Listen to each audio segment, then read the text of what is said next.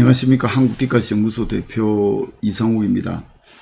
시의 지평 5번째로 때로 무기가 될 수 있다는 것도 알아두자라는 테마로 강의를 진행하겠습니다.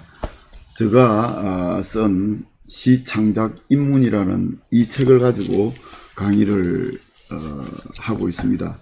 이 책을 읽으면서 때로 보충하기도 하면서 강의를 진행하는 방식입니다. 시에 있어서 효용론적 관점, 그러니까 시를 바라보는 관점이 크게 4가지가 있습니다. 모방론적 관점, 객관론적 관점, 그 다음에 표현론적 관점, 그리고 효용론적 관점을 이제 들 수 있는데, 오늘은 효용론적 관점에서 말씀을 드린다는 것입니다. 쾌락적 기능이든 교시적 기능이든 시의 전달 효과에 초점을 맞추면 실용론의 관점이 된다는 것입니다. 즉 시의 효용론을 말하는 것으로 시가 얼마나 독자에게 미적 쾌감이나 교훈을 줄 수 있느냐, 이런 쪽에 초점을 맞춘다는 것이죠. 로마 시인 호라티우스는 시인의 소원은 가르치는 일 또는 쾌락을 주는 일 또는 둘을 겸하는 일이라고 말했는데, 여기서 가르치는 일은 시의 현실 참여의 단초를 엿보인다고 할 수 있겠습니다. 시가 현실에 영향을 미치고 기능하는 것도 무시할 수 없는 측면이라는 것이죠.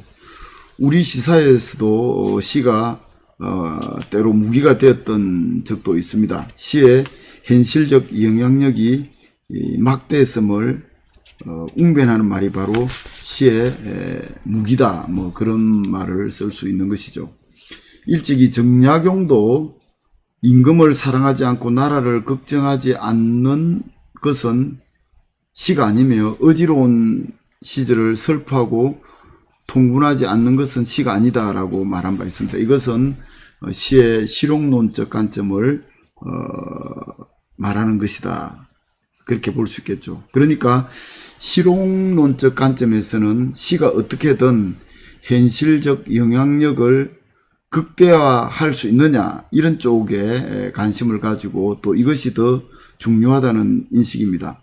흔히 우리가 패는 칼보다 강하다라는 말을 하기도 하는데, 어떻게 보면 시의 힘은 때로는 어떤 무력보다 더 큰 힘이 될 수 있다, 이런 생각이 바탕에 깔려 있는 것입니다.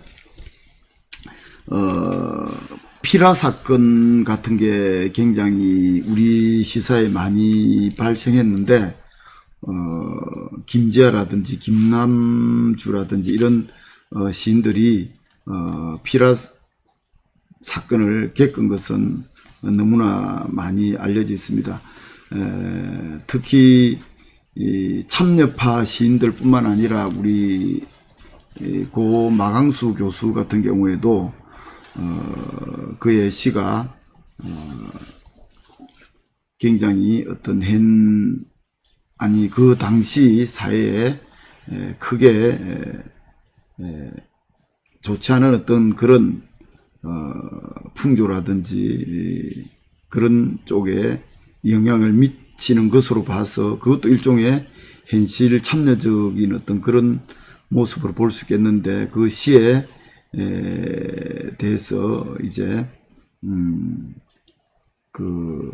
결국은 피라 사건이었던 것이죠. 투옥되기도 했는데요. 어쨌든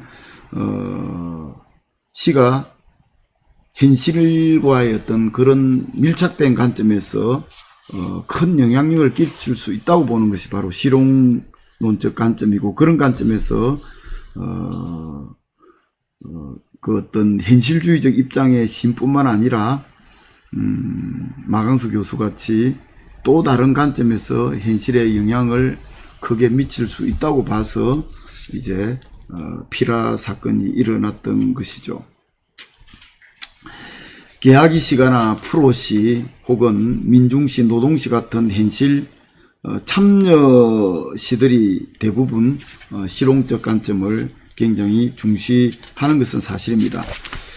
김지아 시인의 형님이라는 시를 한번 읽어보겠습니다. 형님, 희고 고운 실빗살 청포 잎에 보실 그릴 땐 오시구려. 마누라 몰래 한바탕 비바지 양풍갓에 한바탕 벌려놓고 도돌이 장단 좋아 흠맹새랑 우라질 것 보리때 춤이나 춥시다요. 시름 지친 잔주름살 환히 패고 형님 있는 놈만 논답디까. 사람은 매 한 가지 도동동당동 우라질 것 놉시다요. 지지리도 못 챙긴 가난뱅이 끼리끼리. 이 시는 자본주의 시대에 소외받은 사람들의 아픔이나 한을 매우 통렬하게 노래하고 있습니다. 이것은 단순히 시의 정서 표출로 그치는 것이 아니라 자본주의 사회의 모순을 아주 적극적으로 비판하고 있는 것입니다. 다시 말해 이 시는 현실에 대한 참여의식이 아주 두드러지게 드러나고 있습니다.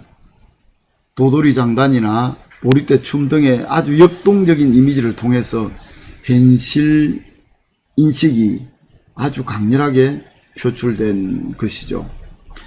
우라질 것, 지지리도 못생긴 따위의 의구사를 하는 것으로 봐서도 이 시는 시의 행상성보다는 현실에 대한 비판이나 참여에 더 관심을 드러낸다는 것입니다. 그러니까 시 자체의 어떤 미적 구조라든지 시가 가지고 있는 그 예술성 이런 쪽에 초점을 맞추기보다 시가 그러니까 시를 통해서 현실을 풍자하고 또한 현실을 변액시키기까지 하겠다는 어떤 그런 적극적인 참여식을 드러내는 것입니다. 그러니까 이 시는 현실의 왜곡상을 폭로하면서 현실의 모순을 타개하려는 적극적 의도를 드러낸 셈이라는 것입니다.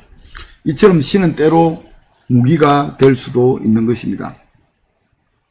이런 경우 시가 현실과 지나치게 밀착됨으로써 현실과 예술의 미적 거리 조정에 실패해서 결국 자칫 잘못하면은 예술은 배제되고 현실만 생경하게 드러날 수가 있는 것입니다. 그러니까 시의 실용성, 시의 효용성에 치중한 시일수록 예술성 확보에 더욱 노력을 기울여야 할 것이다. 그렇게 말할 수 있겠습니다. 그런데 어느 쪽을 중시하느냐, 이건 아무래도 현실성, 실용성 이런 걸 중시하다 보니까 아무래도 시의 예술성은 좀 약화될 수밖에 없다. 예술성이 설령 약화되더라도 현실 인식이 강해서 현실 변의 의지가 드러나고 시대의 어떤 모순을 폭로하고 그렇다면은 그런 시를 꼭 실패했다고는 말할 수 없을 것입니다. 다음 시간에는 시의 지평 6번째로 총체적 관점으로도 파악할 수 있어야 한다라는 테마로 계속 강의를 진행하도록 하겠습니다. 감사합니다.